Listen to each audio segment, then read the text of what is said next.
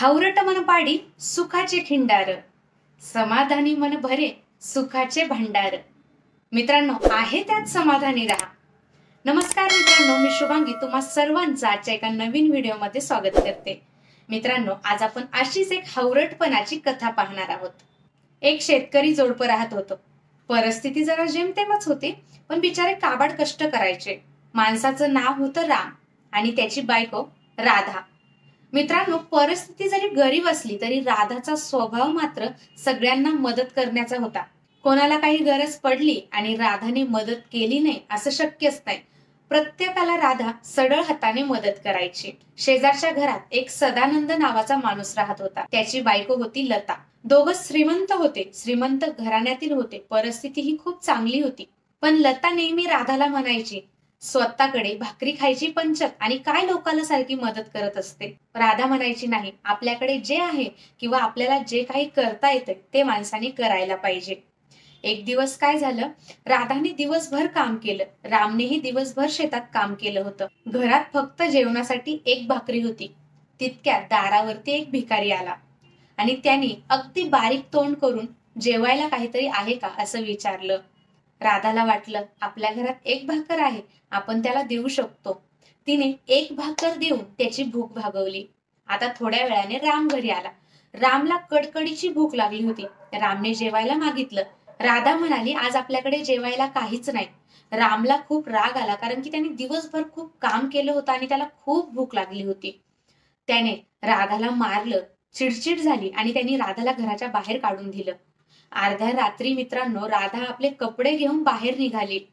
ती खूप रडली, खूप फिरली, पण तिला कुठेच काही आसरा मिळाला नाही. ती एका जंगलात गेली. रात्र खूप झाली होती. तिला भीती वाटत होती, ह्या रात्री जर इथे कोणी आलं तर. मग तिने काय केलं, स्वतःचा बचाव म्हणून ती एका झाडावरती चढली. आता त्याच झाडाखाली रात्रीचे काही चोर आले. त्यांनी चोरी केली होती. खूप सारं सोनं त्यांनी चोरून आणलं होतं. ते त्या झाडाखाली बसले आणि त्यांचं भांडण चालू होतं. कशावरनं? सोन्याच्या वाटणीवरनं. आता बघा, त्यांचं भांडण चालू होतं. कोणता हिस्सा कोणाला घ्यायचा, कोणता हिस्सा कोणाला घ्यायचा. तेवढ्यात राधावरती झाडावरती बसलेली होती. चुकीनं तिच्या हातातलं कपड्यांचं गाठोडं खाली पडलं. त्या चोरांना काय वाटलं, त्या झाडावरती भूत आहे. त्यांनी ते सोनं तसंच सोडलं आणि भीतीपोटी ते लवकर तिथून निघून गेले. राधा झाडावरून खाली उतरली. तिनं ते गाठोडं पाहिलं तर त्यात पूर्ण सोनं होतं. ती म्हणाली, हे माझं नाहीये, मी याला हात लावू शकत नाही. तितक्यात तिने भाकरी दिलेला भिकारी तिथे आला आणि तो म्हणाला, हे गाठोडं तुमचं आहे, तुम्ही घेऊन जा. ती म्हणाली, नाही, याच्यातली एकही वस्तू माझी नाहीये, मी नेणार नाही. त्यावर तो भिकारी म्हणाला की देवानी हे तुमच्यासाठीच इथं सोडले, तुम्ही घेऊन जा. राधा ते गाठोडं घरी घेऊन गेली. सकाळ झाली. इकडे रामला आपल्या वागण्याचा खूप पश्चाताप होत होता, कारण की त्याने राधाला मारलं होतं, चिडचिड केली होती, रागराग केला होता. आता सकाळ झाली. रामने दरवाजा उघडला. पाहतो तर काय, समोर राधा उभी आहे आणि राधाच्या हातात एक गाठोडं होतं. रामने ते गाठोडं पाहिलं, उचकून पाहिलं तर त्यात सोनं होतं. ते गाठोडं पाहू नये राम आश्चर्यचकित झाला. हे कसं शक्य? आता त्यांनी काय केलं, त्या सोन्यातून येणाऱ्या पैशाचं मस्त स्वतःसाठी घर बांधलं. शेतीत काही वस्तू हव्या होत्या, त्या वस्तू त्यांनी घेतल्या आणि अजून चांगली शेती करायला लागले. आता सदानंदच्या डोक्यात विचार आला, अरे, यांच्याकडे कालपर्यंत काहीच नव्हतं, आज एवढं अचानक यांची प्रगती कशी झाली? त्यांच्या डोक्यात सारखी कटकट हीच असायची, यांच्याकडे असा काय चमत्कार झाला की यांची एवढी भरभराटी व्हायला लागली. बघा मित्रांनो, माणसाची सवयच असते, माणूस ना माणसाला घोड्यावर चालू देत ना पायी चालू देत. बघा, आता त्यांच्या डोक्यातच होतं की असा काय चमत्कार घडला की यांची परिस्थिती एकदम चांगली होऊन गेली. म्हणून दुसऱ्या दिवशी सदानंदची बायको त्यांच्या घराच्या बाहेर गपचित लपून बसली. तिला जाणून घ्यायचं होतं नेमकं काय झालं. तर राम राधाला विचारत होता की एवढं सोनं आलं कुठून, नेमकं असं काय घडलं का तुला सोन्याचं गाठोडं मिळालं? मग राधा ती चोरांची कहाणी पुन्हा सगळी सांगत होती. रामला कहाणी सांगता सांगता सदानंदच्या बायकोनी सगळी कहाणी ऐकून घेतली. आता ती घरी गेली आणि तिने सदानंदला काय सांगितलं, आपण एक काम करू, उद्या आपण खूप भांडू, मग तुम्ही मला मारा, मग मी रडेल आणि कपडे घेऊन घराच्या बाहेर निघून जाईल. ठरल्याप्रमाणे खरोखर त्यांनी दुसऱ्या दिवशी असंच केलं. त्यांनी भांडणं केले, मग मारामारी केली, मग ती घराबाहेर निघून गेली.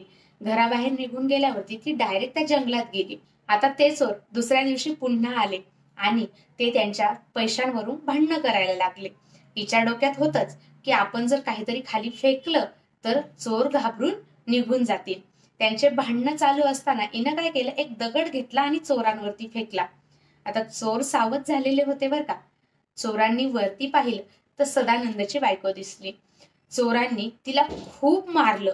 चोरांना वाटलं हिने काल पण असंच केलं, गाठोडं पाडलं आणि भूत म्हणून आपल्याला पळून लावलं. आपलं सोनं सगळं हिनंच लंपास केलेलं आहे आणि आज पण हिचा असाच प्लॅन आहे की मी दगड फेकून मारील, चोर भूत म्हणून पळून जातील, म्हणजे आजचेही पैसे सगळे हिलाच. त्यांनी तिला खूप मारलं, अगदी बेदम मारलं.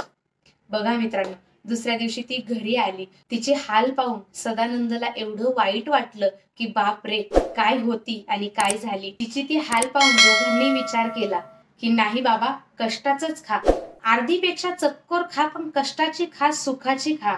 मित्रांनो, आहे त्यात समाधानी राहा. म्हणून म्हणलं, हावरट मन पाडी सुखाचे खिंडार, समाधानी मन भरी सुखाचे भांडार. आहे त्यात समाधानी राहा, सुखानी राहा. तर मित्रांनो, तुम्हाला ही कथा कशी वाटली मला कमेंट करून नक्की कळवा. भेटूया पुढच्या व्हिडिओमध्ये. तोपर्यंत नमस्कार.